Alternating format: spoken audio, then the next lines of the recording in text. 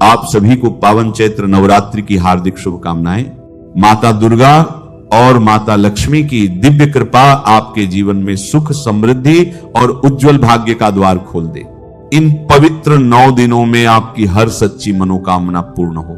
नवरात्रि के पावन दिनों का आरंभ कल से होने जा रहा है और नवरात्रि का हर दिन आपके संकटों को दूर करने का एक अचूक अवसर है, एक बड़ा मौका है। तो आज हम आपको बताएंगे कि इस बार की नवरात्रि विशेष क्यों है, यह नवरात्रि क्या सूचना दे रही है और देवी के 9 स्वरूपों की पूजा अलग अलग दिन किस प्रकार से की जाएगी। नवरात्रि के 9 दिन, 9 स्वरूप और पूजा विधान। और सबसे पहले जानते हैं नवरात्रि का महामंत्र क्या है। इस नवरात्रि का महामंत्र है दुर्गाय नमः। दुर्गाय नमः। दुर्गा शब्द का अर्थ होता है दुर्गति नाशयति इति दुर्गा, जो दुर्गति का नाश कर दे वो दुर्गा है। तो अगर जीवन में किसी भी कष्ट से, बाधा से गुजर रहे हैं तो इस बार आप संकल्प लीजिए कि रोज शाम को या रोज रात में 11 माला 108 11 बार माता दुर्गा के मंत्र का जप करेंगे, दुर्गाय नमः। अगर संपूर्ण नवरात्रि में आप इसी मंत्र पर फोकस करते हैं और इसी मंत्र का अधिकाधिक जप करते हैं तो आप जीवन की बड़ी से बड़ी मुश्किल को दूर कर सकेंगे। देखिए, हिंदू धर्म में कुछ ऐसे अवसर हैं, कुछ ऐसे मौके हैं जो साल में बड़े मूल्यवान माने जाते हैं। नवरात्रि उनमें से एक है। नवरात्रि, शिवरात्रि, गणेश महोत्सव, कृष्ण जन्माष्टमी, इनका बहुत ज्यादा महत्व है। नवरात्रि के 9 दिनों की महिमा क्या है? देखिए, नवरात्रि के जो 9 दिन होते हैं, चैत्र शुक्ल प्रतिपदा से लेकर चैत्र शुक्ल नवमी तक, ये 9 दिन पूजा, उपासना और साधना के सर्वोत्तम दिन है। अतु परिवर्तन का समय है। अतुओं का संधिकाल हो रहा है भाई। 2 चीजें मिल रही हैं और उससे ऊर्जा पैदा हो रही है। इसी ऊर्जा को सही तरीके से आप प्रयोग कर सकें, इसके लिए नवरात्रि का विधान बनाया गया। नवरात्रि के 9 दिनों में अगर आप साधना करते हैं, अगर आप उपासना करते हैं तो हर तरह की मनोकामना आप पूरी कर सकते हैं। और नवरात्रि के अलग अलग दिन अलग अलग तरह की शक्तियां प्रभावित होती हैं। प्रथमम शैलपुत्री च द्वितीयम ब्रह्मचारिणी। क्यों नहीं कहा गया कि 9 दिन आप माता दुर्गा की ही पूजा कर लो भाई, 9 दिन केवल माता काली की ही पूजा कर लो? ऐसा क्यों नहीं कहा गया? क्यों कहा गया कि अलग अलग दिन देवी के अलग अलग स्वरूपों की पूजा होगी? क्योंकि ये अलग अलग स्वरूप अलग अलग तरह की मानस आध्यात्मिक शक्तियों से संबंध रखते हैं। अलग अलग देवी के स्वरूप आपके मन को, आपके जीवन को, आपकी ऊर्जा को अलग अलग तरीके से प्रभावित कर सकते हैं। इसीलिए हर दिन की शक्ति को समझिए। पहले दिन की शक्ति का जो स्तर है, जो पूजा है, वो बिल्कुल अलग है। नवमी की शक्ति का स्तर और पूजा बिल्कुल अलग है। तो हर दिन की शक्ति को समझकर अगर आप उसके हिसाब से साधना करें, कामना करें, तो कामना निश्चित रूप से पूरी होगी। इसके अलावा जो नवग्रह हैं, सूर्य, चंद्र, मंगल, बुध, बृहस्पति, शुक्र, शनि, राहु और केतु, इन 9 ग्रहों से संबंधित समस्या भी नवरात्रि के 9 दिनों में दूर की जा सकती है। लेकिन कुल कहानी यह है कि 9 दिनों में अलग अलग तरह की ऊर्जा बहती है और जो साधना करते हैं चक्रों की, वो जानते हैं कि किस दिन किस चक्र पर साधना की जाएगी। पहले दिन मूलाधार, फिर स्वाधिष्ठान, फिर मणिपुर, फिर अनाहत, विशुद्धि, आज्ञा, सहस्रार, ये अलग अलग चक्रों की साधना का मामला है ताकि 9 दिन की पूरी ऊर्जा से आप मुक्ति मोक्ष पा सके। इस बार नवरात्रि 19 मार्च को आरंभ हो रही है और इसका समापन होगा 27 मार्च को। जो चैत्र की नवरात्रि होती है, नवरात्रि की विशेषता तो है ही, लेकिन एक और बड़ी खास बात होती है। चैत्र की नवरात्रि की 9वीं तिथि पर भगवान राम का प्राकट्य होता है, रामनवमी मनाई जाती है, यह भी जान लीजिए। और जो आश्विन की नवरात्रि होती है उसमें 9वीं के बाद अगले दिन दशहरा मनाया जाता है। यानी भगवान राम दोनों नवरात्रियों में होते हैं, इसलिए भगवान राम का भी स्मरण करना आवश्यक है। हर बार की जो नवरात्रि होती है उसके ग्रह, नक्षत्र, उसके संयोग, देवी का आगमन, आने वाले समय के बारे में सूचना देता है। इस बार की नवरात्रि की विशेषता क्या है? इस बार की नवरात्रि संपूर्ण 9 दिनों की है। कभी कभी 7 दिन की, 8 दिन की भी होती है, कभी कभी 9 से ज्यादा भी हो जाती है। इस बार नवरात्रि पूरी पूरी 9 दिनों की है और हर बार देवी का आगमन किसी वाहन पर होता है। इस बार माता का आगमन होगा पालकी पर। जब पूरी दुनिया में अव्यवस्था फैली हुई है, जब पूरी दुनिया अशांत है, ऐसे में माता का पालकी पर आगमन बड़ा शुभ है। पालकी की सवारी उत्तम मानी जाती है और पालकी की जो सवारी है यह सुख, समृद्धि और संपन्नता की प्रतीक है। आप देखेंगे नवरात्रि की शुरुआत के साथ दुनिया में जिन जगहों पर देवी की आराधना होगी या हो रही होगी, वहां पर मुश्किलें थोड़ी कम हो जाएंगी। तो माता का आगमन इस नवरात्रि में पालकी पर हो रहा है और माता की जो विदाई होगी इस नवरात्रि में 27 तारीख को वो विदाई हाथी पर होगी। अब नवरात्रि के 9 दिनों को समझते हैं। किस दिन कौन सी शक्ति प्रवाहित होती है, किस दिन कौन सी पूजा की जाएगी और किस दिन कौन सा काम जरूर किया जाएगा। अब नवरात्रि के 9 दिनों को समझते हैं। किस दिन कौन सी शक्ति प्रवाहित होती है, किस दिन कौन सी पूजा की जाएगी और किस दिन कौन सा काम जरूर किया जाएगा। नवरात्रि के प्रथम दिन की बात करते हैं, जिस दिन नवदुर्गा के प्रथम स्वरूप की पूजा होती है। नवदुर्गा का जो प्रथम स्वरूप है उस स्वरूप से स्वास्थ्य की शक्ति प्रवाहित होती है। यानी नवरात्रि के पहले दिन अगर आप साधना उपासना करते हैं तो आपका स्वास्थ्य अच्छा हो जाएगा। नवरात्रि के पहले दिन माता के शैलपुत्री स्वरूप की पूजा की जाती है, प्रथमम शैलपुत्री चो। तो माता के शैलपुत्री स्वरूप की पूजा पहले दिन होगी और माता की उपासना की जाएगी। पहले दिन लाल फूलों से, गुड़हल का फूल हो तो बहुत ही अच्छा है, नहीं तो गुलाब के लाल फूलों से माता की उपासना कीजिएगा। साथ ही साथ नवरात्रि के पहले दिन माता शैलपुत्री को गाय के दूध से बना हुआ शुद्ध घी भोग में अर्पित कीजिएगा। तो पहले दिन नवरात्रि के जब आप माता शैलपुत्री की पूजा करेंगे, गाय के दूध से बने हुए घी का भोग लगाएंगे, लाल फूलों से उनकी पूजा करेंगे, आपका स्वास्थ्य बेहतर होगा, स्वास्थ्य की तमाम समस्याएं समाप्त होंगी। और इस बार पहले स्वरूप की उपासना की जाएगी 19 मार्च को। अब बात करते हैं नवरात्रि के दूसरे दिन की, जिस दिन नवदुर्गा के दूसरे स्वरूप की पूजा होगी। नवदुर्गा के दूसरे स्वरूप वाले दिन ज्ञान और वैराग्य की शक्ति ऊर्जा के रूप में प्रवाहित होती है। नवरात्रि के दूसरे दिन ज्ञान की ऊर्जा होती है, वैराग्य, साधना और तपस्या की ऊर्जा होती है। तो अगर आप दूसरे दिन साधना करें तो आपको ज्ञान मिलेगा, आपको वैराग्य मिलेगा, आपको तपस्या करने की शक्ति मिलेगी। और नवरात्रि के दूसरे दिन माता के ब्रह्मचारिणी स्वरूप की पूजा होती है, जो दरअसल देवी का तपस्वी स्वरूप है।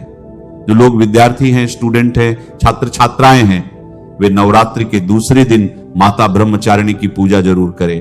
और जिनको साधना तपस्या में उन्नति चाहिए, जो लोग कठोर साधना करना चाहते हैं, तपस्या में उन्नति करना चाहते हैं, उन्हें भी नवरात्रि के दूसरे दिन साधना तपस्या करनी चाहिए। नवरात्रि के दूसरे दिन मां ब्रह्मचारिणी की उपासना की जाएगी सफेद रंग के फूलों से। लेकिन याद रखिए, माता को आक, मदार, धतूरा, तुलसी, ये देवी के किसी भी स्वरूप को अर्पित मत कीजिएगा। माता की उपासना सफेद फूलों से करें तो बहुत सुंदर होगा। और भोग में माता को शक्कर का भोग लगाएं। शक्कर का भोग प्रेम से माता को लगाएं और प्रार्थना करें। मैं फिर बता दूं, जिन बच्चों को, विद्यार्थियों को ज्ञान चाहिए, विद्या बुद्धि चाहिए, उन्हें नवरात्रि के दूसरे दिन को पकड़ लेना है, साधना जरूर करनी है। और जो लोग बहुत समय से तपस्या कर रहे हैं, साधना कर रहे हैं, जिनको कोई अनुभव नहीं हो रहा है, वे दूसरे दिन माता के साथ संकल्प लेकर साधना करें। उन्हें साधना में, तपस्या में, वैराग्य में लाभ होगा। इस बार नवदुर्गा के दूसरे स्वरूप यानी माता ब्रह्मचारिणी की उपासना 20 मार्च को की जाएगी। अब बात करते हैं नवरात्रि के तीसरे दिन की और देवी के तीसरे स्वरूप की। नवरात्रि के तीसरे दिन जो एनर्जी रहती है, जो ऊर्जा रहती है, वो साहस की ऊर्जा है, आत्मविश्वास की ऊर्जा है। नवरात्रि के तीसरे दिन अगर कोई साधना करे तो उसे साहस मिलेगा, ताकत मिलेगी, शक्ति मिलेगी। नवरात्रि का तीसरा दिन वास्तव में शक्ति प्राप्त करने का सबसे बड़ा दिन है। इस दिन माता के चंद्रघंटा स्वरूप की पूजा की जाती है। चंद्रघंटा स्वरूप जो है वह युद्ध मुद्रा का स्वरूप है देवी का, और इसमें साउंड एनर्जी, ध्वनि ऊर्जा भी पाई जाती है। इसीलिए बहुत सारे लोग जब नवरात्रि के तीसरे दिन साधना करते हैं तो उन्हें कभी कभी घंटियों की आवाज सुनाई देती है, कभी मंत्र सुनाई देते हैं और कभी खुशबू जैसा भी अनुभव होता है। बड़ा चमत्कारी दिन है। नवरात्रि का तीसरा दिन मां चंद्रघंटा की पूजा करनी चाहिए। तीसरे दिन लाल फूलों से, गुड़हल के फूल हों तो सर्वोत्तम है, अन्यथा लाल गुलाब के फूलों से भी आप माता चंद्रघंटा की पूजा कर सकते हैं। और माता चंद्रघंटा को भोग लगाया जाता है दूध का या दूध से बनी हुई मिठाई का।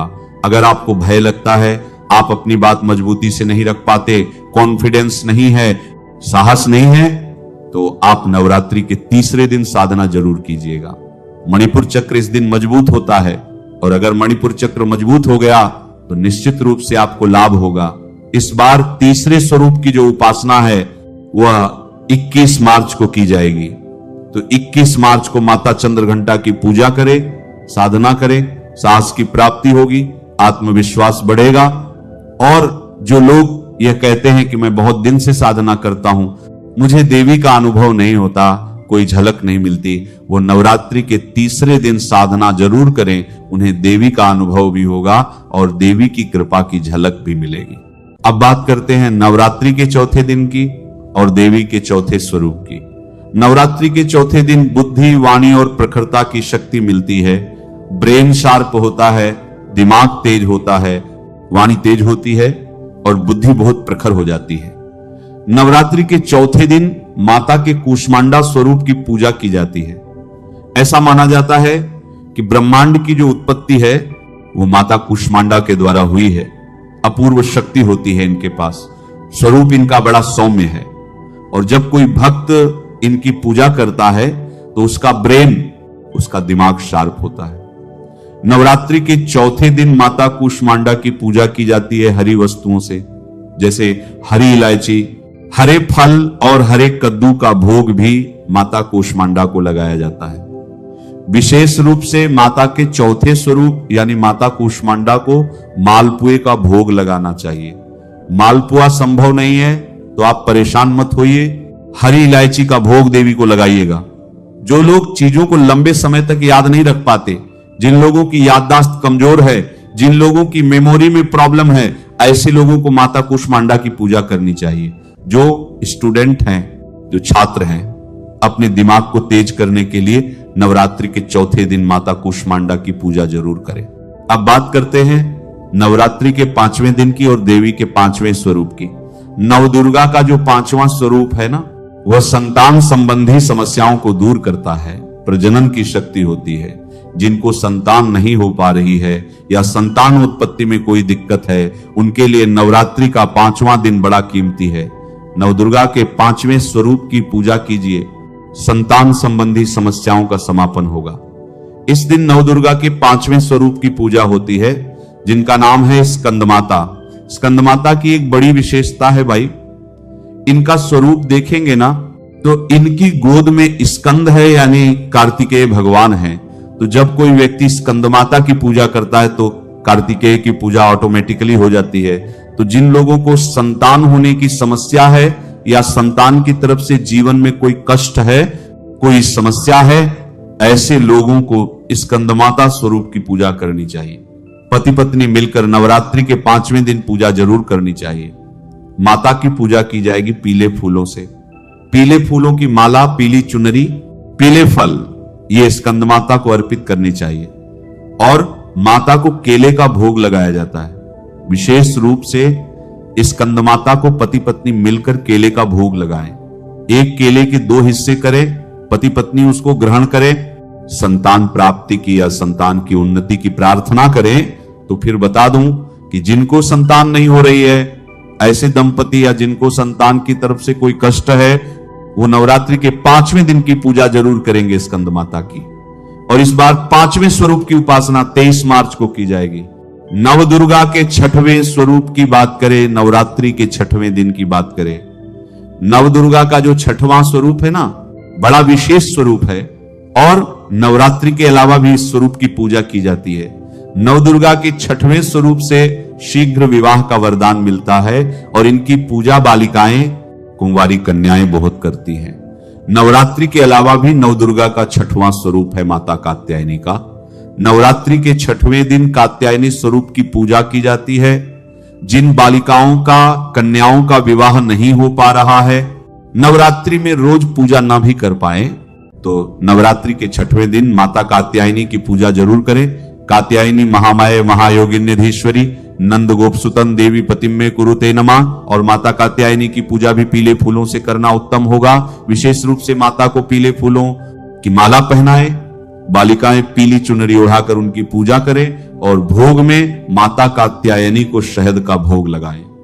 तो जिन बालिकाओं का विवाह नहीं हो पा रहा है, ऐसी बालिकाएं नवरात्रि के 6वें दिन रात के समय में या गोधूली बेला के समय में माता कात्यायनी की पूजा करें, उत्तम होगा। इस बार नवदुर्गा के 6वें स्वरूप की उपासना यानी नवरात्रि का जो 6वां दिन होगा वो 24 मार्च को होगा और इस दिन माता कात्यायनी की पूजा की जाएगी। जब साधक साधना करते हैं ना तो साधना में बाधा बहुत आती है, प्रॉब्लम आएगी, सेहत खराब होगी, पैसे की दिक्कत, मन नहीं लगेगा, परेशानी होगी, डर लगेगा, प्रेशर्स बहुत आते हैं। तो 7वां दिन उसके लिए है कि आपकी सारी नेगेटिविटी, आपकी सारी नकारात्मकता दूर हो जाएगी। नवरात्रि का 7वां दिन 7वें स्वरूप की पूजा होगी। नवदुर्गा के 7वें स्वरूप से रोग, शोक और बाधाओं का नाश होता है। साधना के मार्ग पर आप चलें और बाधा ना आए, ऐसा असंभव है। और अगर बाधा नहीं आ रही है, आराम से साधना चल रही है, तो समझिए कुछ गड़बड़ी है, बाधा आएगी। तो इस बाधा को दूर करने के लिए नवरात्रि का 7वां दिन रखा गया और इस दिन साधना करने से रोग, शोक, दुख, दरिद्रता और बाधा का नाश होगा। और 7वें दिन जब आप साधना करेंगे, पूजा करेंगे, तो नकारात्मक ऊर्जा और तंत्र मंत्र से आपको छुटकारा मिलेगा। आप परेशान है ना, किसी ने कुछ कर दिया, मुझे नजर लग जाती है, मैं मेंटली बहुत परेशान रहता हूं, बिल्कुल परेशान मत होइए। इस बार नवरात्रि के 7वें दिन साधना करके देखिएगा रात में, बाकी दिन भले मत कीजिएगा। 7वें दिन रात में साधना करके देखिएगा, तंत्र मंत्र, जादू टोना, नजर दोष, रोग, शोक, बाधा सब दूर हो जाएगी।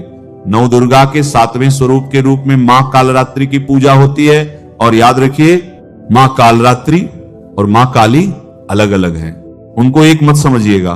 कभी अलग से चर्चा करेंगे माता काली पर विशेष रूप से, लेकिन माता कालरात्रि नवदुर्गा का एक बड़ा सशक्त स्वरूप है।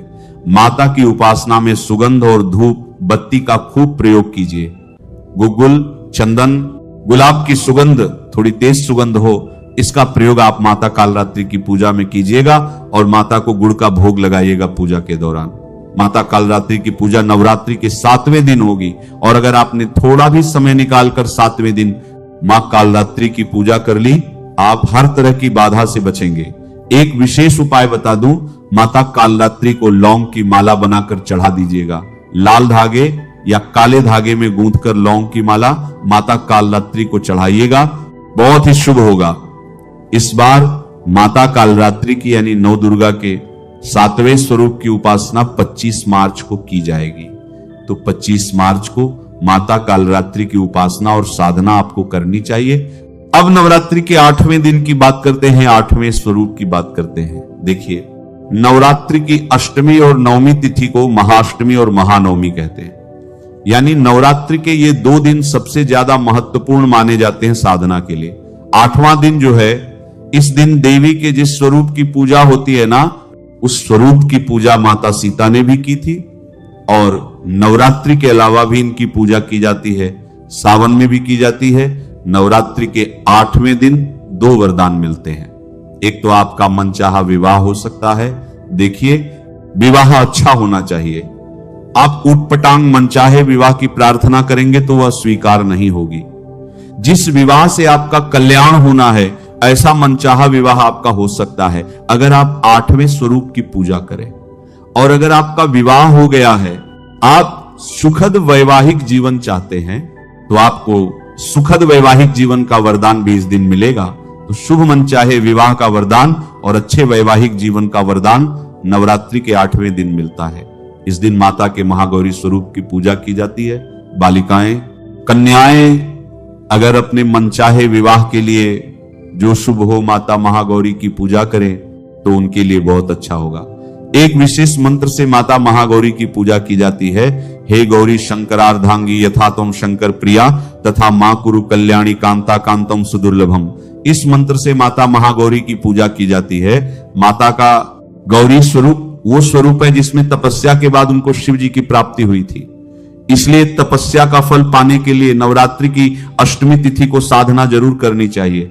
माता महागौरी की इस दिन माता की पूजा सफेद फूलों से करें, सफेद मिठाई का भोग लगाएं और माता महागौरी को नारियल का भोग लगाया जाता है। जो जटा वाला नारियल होता है उसका भोग माता महागौरी को लगाते हैं और नवरात्रि के बाद उस नारियल को तोड़कर उसको प्रसाद के रूप में ग्रहण करते हैं। तो अगर आप कन्या हैं, आपका विवाह नहीं हो पा रहा है, तो आप माता महागौरी की पूजा करें। मनचाहे विवाह के लिए पुरुष भी माता महागौरी की पूजा करेंगे, लेकिन पुरुष मंत्र पढ़ेंगे ए ह्रीं गौरे नमः, तो पुरुषों का भी मनचाहा विवाह शीघ्र होगा। और अगर वैवाहिक जीवन में दिक्कत है तो एक नारियल चढ़ाइएगा। माता महागौरी को चांदी का एक बिछिया, चांदी का कोई जेवर, चांदी की पायल माता महागौरी को अर्पित करके प्रार्थना कीजिएगा और उसको अपनी पत्नी को प्रसाद के रूप में ग्रहण करने को या बहन को दे दीजिएगा। ऐसा करने से निश्चित रूप से आपका वैवाहिक जीवन बेहतर होगा। इस बार माता के 8वें स्वरूप की पूजा 26 मार्च को की जाएगी। अब नवरात्रि के अंतिम दिन की बात करते हैं, 9वें दिन की। इस दिन देवी के 9वें स्वरूप की पूजा होती है। नौ दुर्गा का जो 9वां स्वरूप है ना, वो अंतिम स्वरूप है। 9 का जो अंक है वो ज्योतिष का अंतिम अंक है। उसके बाद सारे कंपाउंड नंबर हैं, 10, 11, 12 जो भी है कंपाउंड नंबर है। सिंगल नंबर में अंतिम अंक है 9 और वो पूर्ण अंक है। इसीलिए नव दुर्गा के 9वें स्वरूप को पूर्णता का स्वरूप कहते हैं। इनसे मुक्ति मोक्ष मिलता है और समस्त सिद्धियां मिल जाती हैं। माता के 8 स्वरूपों की पूजा आपने की तो आपकी कामना पूरी हो गई। और जब आप उससे भी आगे साधना में बढ़े तो अष्ट सिद्धियां, नवनिधियां, ये सब आपको मिलेंगी, ये सब आपको प्राप्त होंगी। नवरात्रि के 9वें दिन माता के सिद्धिदात्री स्वरूप की पूजा की जाती है। जो देवी के बाकी 8 स्वरूप हैं वो इस 9वें स्वरूप में समाहित हैं। तो मान लीजिए आप नवरात्रि के 8 दिन पूजा नहीं कर पाए, साधना नहीं कर पाए, कोई समस्या थी, आपने 9वें दिन कठोर तपस्या की, 9वें दिन कठोर साधना की, माता सिद्धिदात्री की पूजा की, तो समस्त देवियों की पूजा का फल आपको मिलेगा। माता सिद्धिदात्री की पूजा की जाती है विभिन्न रंग के फूलों से। लाल, पीला, गुलाबी, नीला, अलग अलग रंग के सुंदर फूल माता को अर्पित किए जाते हैं और माता सिद्धिदात्री को काले तिल का भोग लगाया जाता है और बाद में इसको प्रसाद के रूप में ग्रहण किया जाता है। मैं आपको एक बहुत इंपॉर्टेंट बात बता दूं। कार्यक्रम की शुरुआत में मैंने बताया था ना, दुर्गाय नमः। तो अगर आपने पूरी नवरात्रि में जप नहीं किया है तो नवरात्रि की 9वीं तिथि पर, यानी इस बार 27 मार्च की मध्य रात्रि में माता दुर्गा के समक्ष, माता सिद्धिदात्री के समक्ष इस मंत्र का 11 माला जप कर लीजिएगा। संपूर्ण नवरात्रि का फल आपको प्राप्त होगा। अब वासंतिक नवरात्रि की हम बात कर रहे हैं 19 मार्च से 27 मार्च। इसमें भगवान राम भी है भाई, इसलिए भगवान राम की बात भी होगी। तो भगवान राम का वासंतिक नवरात्रि से क्या संबंध है और उनकी पूजा कैसे करेंगे? वासंतिक नवरात्रि के 9वें दिन चैत्र शुक्ल 9वीं तिथि पर भगवान राम का जन्म हुआ था, प्राकट्य हुआ था। इसीलिए चैत्र शुक्ल 9वीं को राम नवमी कहते हैं। मध्य दोपहर में अभिजीत मुहूर्त में कर्क लग्न और पुनर्वसु नक्षत्र में भगवान राम का जन्म हुआ था। तो मध्य दोपहर में 9वीं तिथि हो, मध्य दोपहर का समय हो, उस समय में भगवान राम की पूजा करनी चाहिए। श्री रामचरितमानस का पाठ करें, बालकांड का या भगवान राम का, तो नाम ही मंत्र है। रमन्ते योगिनो यस्मिन रामे रामेति रामेति मनोरमे सहस्र नाम तत्तुल्य राम नाम वरानने। सहस्र नाम के बराबर एक नाम है राम का। तो आप केवल राम नाम का भी जप करें। जिन महिलाओं को संतान उत्पत्ति में समस्या हो रही हो, ऐसी महिलाएं रामनवमी पर भगवान राम के जन्म का कार्यक्रम आयोजित करें। भगवान राम के प्राकट्य के समय उनकी पूजा करें, उनके बाल रूप की आराधना करें और रामचरितमानस में जो बालकांड है उसमें भगवान राम के जन्म के समय को पढ़ें। फिर बता दूं, कुछ नहीं जानते तो राम एक महामंत्र है भाई, कोई मामूली मंत्र नहीं है। तो केवल राम का दोपहर के समय में 1 माला, 2 माला, 11 माला, 21 माला जप कीजिएगा, बहुत अच्छा होगा। तो पूरी बात हो गई नवरात्रि की, रामनवमी की। अब नवरात्रि में किन सावधानियों का आपको पालन करना है? देखिए, नवरात्रि के 9 दिनों में पूरी तरह से सात्विकता रखिए। आपने व्रत रखा हो न रखा हो, उपवास रखे हो न रखे हो, पूजा करते हो न करते हो, पर प्याज, लहसुन, मांस, मदिरा सख्ती से मना है। नवरात्रि में इसका प्रयोग न करें। दोनों समय अपने घर के पूजा स्थान पर बैठकर देवी की उपासना करें, माता दुर्गा की उपासना करें। देखिए, एक बात हमेशा याद रखिए, नवरात्रि में रात की पूजा ज्यादा फलदायी होती है। नवरात्रि की हर रात में अगर आप 11 बजे से 1 बजे के बीच में पूजा करें तो बहुत ही अच्छा होगा, और नहीं तो जब समय मिले सुबह शाम तो करिए ही। अगर उपवास रखते हैं 9 दिन का या पहली तिथि का, अष्टमी तिथि का, तो केवल जल और फल ग्रहण कीजिएगा। एक बात मैं बता दूं, जो लोग स्त्रियों का सम्मान नहीं करते, अपनी माता का, पत्नी का, बहन का, बेटी का, अपने साथ में काम करने वाली ऑफिस की महिलाओं का सम्मान नहीं करते, ऐसे लोग नवरात्रि में सिर के बल भी खड़े हो जाएं, उनको इसका फल नहीं मिलेगा। पहले जीवित देवियों का सम्मान करना सीखिए, पहले जीवंत देवी के स्वरूप का सम्मान कीजिए और तब साधना कीजिए, आपको इसके शुभ परिणाम प्राप्त होंगे।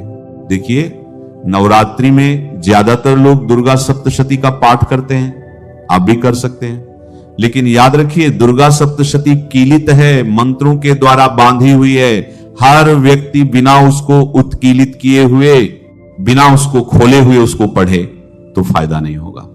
तो किसी विद्वान आचार्य से उसका उत्कीलन समझ ले, या दुर्गा सप्तशती की जो गीता प्रेस की पुस्तकें आती हैं उसमें उत्कीलन की विधि दी हुई है, उस विधि से उत्कीलित करके तब विधि विधान के साथ दुर्गा सप्तशती का पाठ कीजिएगा। आपको लगता है कि दुर्गा सप्तशती कठिन है, तो आप सप्तश्लोकी दुर्गा दुर्गा सप्तश्लोकी का पाठ कर सकते हैं, या रोज कवच कीलक अर्गला का पाठ शाम के समय कर सकते हैं, या सिद्ध कुंजिका स्तोत्र का पाठ कर सकते हैं। यह भी नहीं कर पाते तो सरल भाषा में दुर्गा चालीसा है, सुबह शाम इसका पाठ कीजिए। अन्यथा दुर्गा नाम भी एक मंत्र है, तो आप केवल दुर्गा दुर्गा नाम का जप कीजिए। 108 बार सुबह और 108 बार शाम को दुर्गा नाम का जप करने से भी आपका कल्याण होगा। तो नौ दुर्गा की माता की कृपा हम सबके ऊपर बनी रहे। नमः शिवाय। श्री महालक्ष्मी नमः। नमो भगवते वासुदेवाय। जय मां सरस्वती। जय श्री कृष्ण। राधे राधे।